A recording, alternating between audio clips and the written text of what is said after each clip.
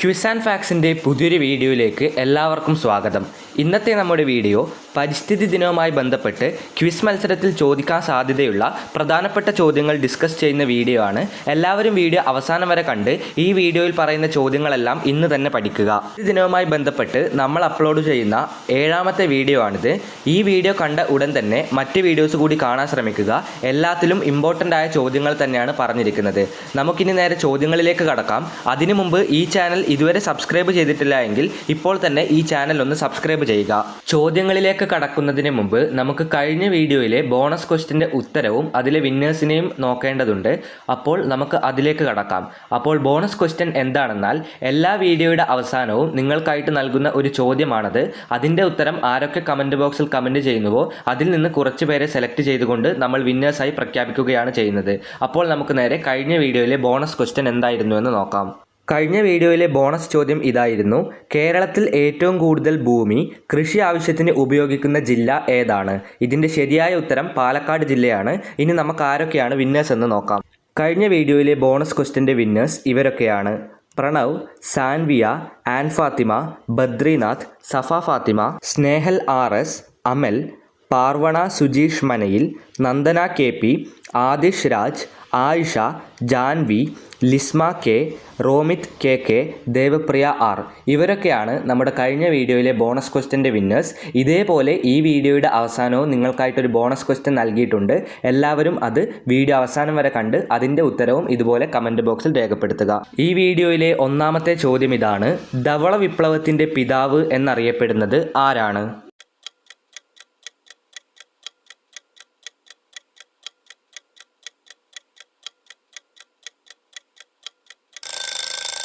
വർഗീസ് കുര്യനാണ് ധവള വിപ്ലവത്തിൻ്റെ പിതാവ് എന്ന പേരിൽ അറിയപ്പെടുന്നത്. ഒന്നാമത്തെ ചോദ്യത്തിൻ്റെ ഉത്തരം വർഗീസ് കുര്യൻ. രണ്ടാമത്തെ ചോദ്യത്തിലേക്ക് കടക്കാം. ഗ്രീൻ ബെൽറ്റ് പ്രസ്ഥാനം സ്ഥാപിച്ചത് ആരാണ്? ഗ്രീൻ ബെൽറ്റ് പ്രസ്ഥാനം സ്ഥാപിച്ചതാര്?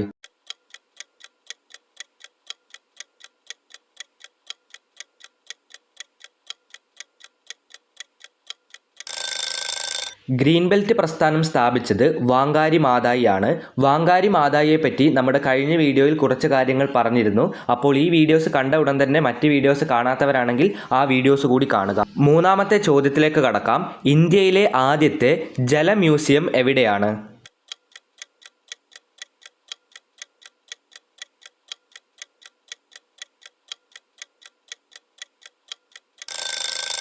കോഴിക്കോട് ജില്ലയിലെ പെരിങ്ങളം എന്ന് പറയുന്ന സ്ഥലത്താണ് നമ്മുടെ ഇന്ത്യയിലെ തന്നെ ആദ്യത്തെ ജല മ്യൂസിയം സ്ഥിതി ചെയ്യുന്നത്.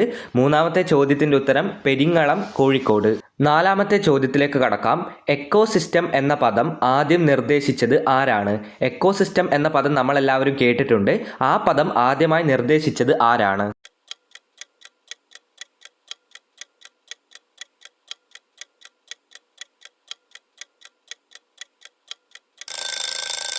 Sir Arthur G. ടാൻസ്ലി ആണ് എക്കോസിസ്റ്റം എന്ന പദം ആദ്യമായി നിർദ്ദേശിച്ചത്. മുഴുവൻ പേര് നിങ്ങൾക്ക് ഓർത്തുവെക്കാൻ പറ്റുന്നില്ലെങ്കിൽ ടാൻസ്ലി എന്ന് മാത്രം ഓർത്തുവെക്കുക. അഞ്ചാമത്തെ ചോദ്യം എളുപ്പമുള്ള ചോദ്യമാണ്. ഓസോൺ ദിനമായി ആചരിക്കുന്നത് എന്നാണ്?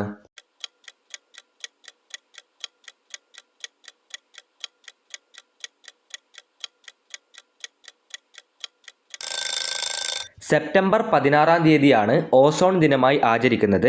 അഞ്ചാമത്തെ ചോദ്യത്തിൻ്റെ ഉത്തരം ഇതാണ്: സെപ്റ്റംബർ 16-ാം തീയതി. ആറാമത്തെ ചോദ്യത്തിലേക്ക് കടക്കാം. ജൈവ വൈവിധ്യ രജിസ്റ്റർ പുറത്തിറക്കിയ കേരളത്തിലെ ആദ്യത്തെ ഗ്രാമപഞ്ചായത്ത് ഏതാണ്?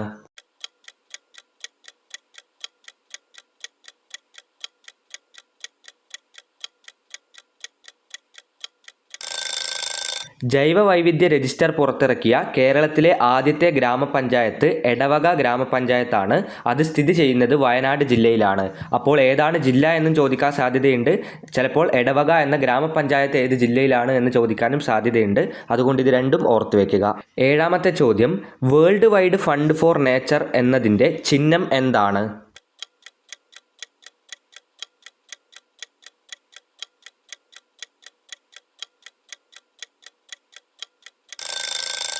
World wide fund for nature എന്നതിൻ്റെ ചിഹ്നം ഭീമൻ പാണ്ഡയാണ്.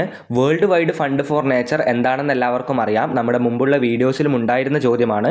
WWFൻ്റെ പൂർണ്ണ രൂപമാണ് world wide fund for nature. അതിൻ്റെ ചിഹ്നം എന്താണ്? ഭീമൻ പാണ്ഡ.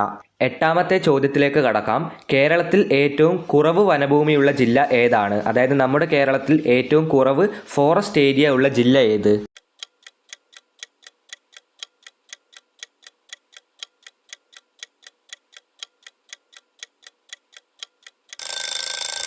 ആലപ്പുഴ ജില്ലയിലാണ് നമ്മുടെ കേരളത്തിൽ ഏറ്റവും കുറവ് വനഭൂമിയുള്ളത്. എട്ടാമത്തെ ചോദ്യത്തിൻ്റെ ഉത്തരം ആലപ്പുഴ. ഒൻപതാമത്തെ ചോദ്യം, ഇന്ത്യയിലെ ആദ്യത്തെ ബയോസ്ഫിയർ റിസർവ് ഏതാണ്? ചോദ്യം ഇങ്ങനെയാണ്: ഇന്ത്യയിലെ ആദ്യത്തെ ബയോസ്ഫിയർ റിസർവ് ഏത്?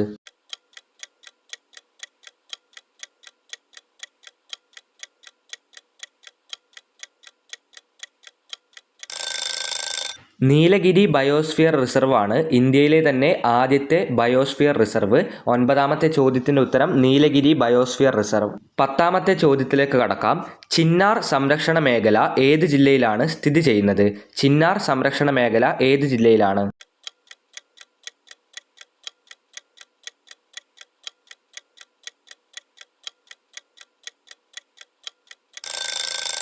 ചിന്നാർ സംരക്ഷണ മേഖല ഇടുക്കി ജില്ലയിലാണ് സ്ഥിതി ചെയ്യുന്നത്.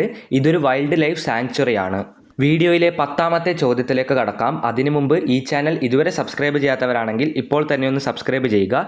ചോദ്യം ഇതാണ്: ഇന്ത്യൻ ഹരിത വിപ്ലവത്തിൻ്റെ പിതാവ് എന്നറിയപ്പെടുന്നത് ആരാണ്?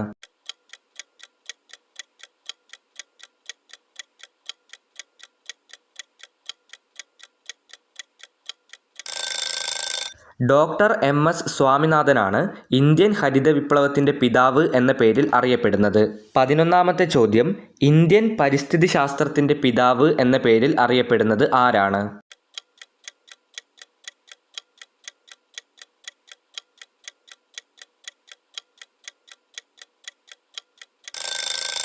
പ്രൊഫസർ R മിശ്രയാണ് ഇന്ത്യൻ പരിസ്ഥിതി ശാസ്ത്രത്തിൻ്റെ പിതാവ് എന്ന പേരിൽ അറിയപ്പെടുന്നത്.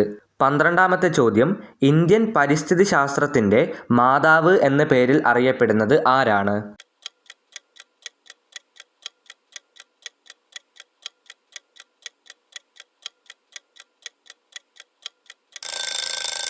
മേധാ പട്കറാണ് ഇന്ത്യൻ പരിസ്ഥിതി ശാസ്ത്രത്തിൻ്റെ മാതാവ് എന്ന പേരിൽ അറിയപ്പെടുന്നത്. 12ാമത്തെ ചോദ്യത്തിൻ്റെ ഉത്തരം മേധാ പട്കർ. 13ാമത്തെ ചോദ്യത്തിലേക്ക് കടക്കാം. ജൈവ കൃഷിയുടെ ഉപജ്ഞാതാവ് എന്നറിയപ്പെടുന്നത് ആരാണ്?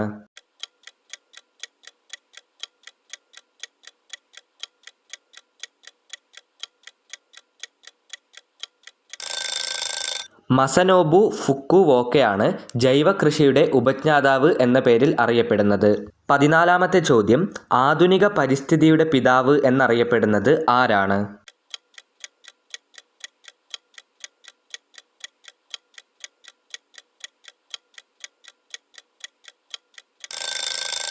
യൂജിൻ P. ഓഡാണ് ആധുനിക പരിസ്ഥിതിയുടെ പിതാവ് എന്ന പേരിൽ അറിയപ്പെടുന്നത്. 14ാമത്തെ ചോദ്യത്തിൻ്റെ ഉത്തരം യൂജിൻ P. ഓഡ്. 15ാമത്തെ ചോദ്യത്തിലേക്ക് കടക്കാം. എളുപ്പമുള്ള ചോദ്യമാണ്. ചോദ്യത്തിലേക്ക് കടക്കുന്നതിന് മുമ്പ് ഈ വീഡിയോ ഇതുവരെ ലൈക്ക് ചെയ്തില്ല എങ്കിൽ ഇപ്പോൾ തന്നെ ഒന്ന് ലൈക്ക് ചെയ്യുക. ചോദ്യത്തിലേക്ക് കടക്കാം. പരിസ്ഥിതിയുടെ പിതാവ് എന്നറിയപ്പെടുന്നത് ആര്?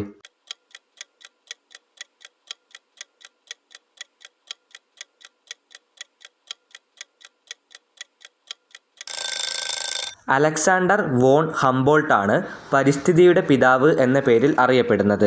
16ാമത്തെ ചോദ്യം, ആധുനിക പരിസ്ഥിതി പ്രസ്ഥാനത്തിൻ്റെ മാതാവ് എന്നറിയപ്പെടുന്നത് ആരാണ്?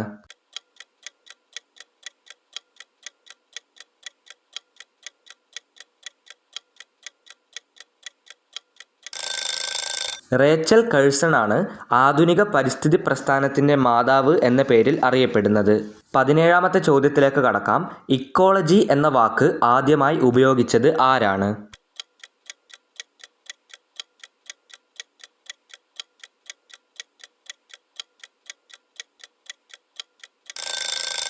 ഇക്കോളജി എന്ന വാക്കും നമ്മളെല്ലാവരും കേട്ടിട്ടുള്ള വാക്കാണ്. അത് ആദ്യമായി ഉപയോഗിച്ചത് ഏൺസ്റ്റ് ഹെക്കൽ എന്ന് പറയുന്ന ആളാണ്. 1866 അദ്ദേഹം ഈ പദം ആദ്യമായി ഉപയോഗിക്കുന്നത്. ഇതേപോലെ എക്കോസിസ്റ്റം എന്ന പദത്തെ പറ്റിയും നമ്മൾ പറഞ്ഞിരുന്നു. അത് ആദ്യമായി നിർദ്ദേശിച്ചത് ആരായിരുന്നു? ടാൻസ്ലി എന്നാണ് നമ്മൾ ഉത്തരം പറഞ്ഞത്. ഇതെല്ലാം മറക്കാതിരിക്കാൻ വേണ്ടിയാണ് വീണ്ടും വീണ്ടും ഓർമ്മിപ്പിക്കുന്നത്. ഇത്തരത്തിലുള്ള ചോദ്യങ്ങൾ ക്വിസ് മത്സരത്തിൽ ചോദിച്ച് കാണാറുണ്ട്. 18ാമത്തെ ചോദ്യം ഇതാണ്: മേദിനി പുരസ്കാരം ഏത് മേഖലയുമായി ബന്ധപ്പെട്ടിരിക്കുന്നു?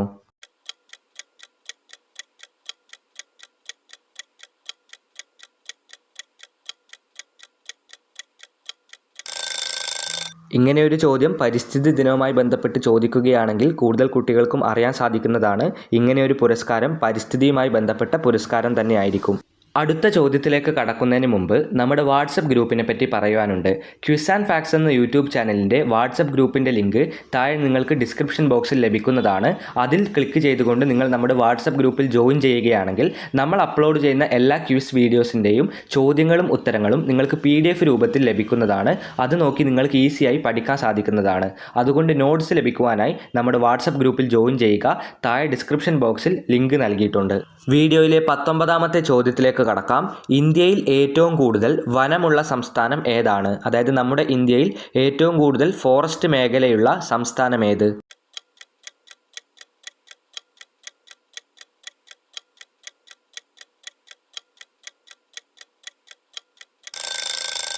നമ്മുടെ ഇന്ത്യയിൽ മധ്യപ്രദേശിലാണ് ഏറ്റവും കൂടുതൽ ഫോറസ്റ്റ് ഏരിയ ഉള്ളത്. 19ാമത്തെ ചോദ്യത്തിൻ്റെ ഉത്തരം മധ്യപ്രദേശ്. 20ാമത്തെ ചോദ്യത്തിലേക്ക് കടക്കാം. മെർക്കുറി മലിനീകരണം മൂലമുണ്ടാവുന്ന രോഗത്തിൻ്റെ പേരെന്താണ്?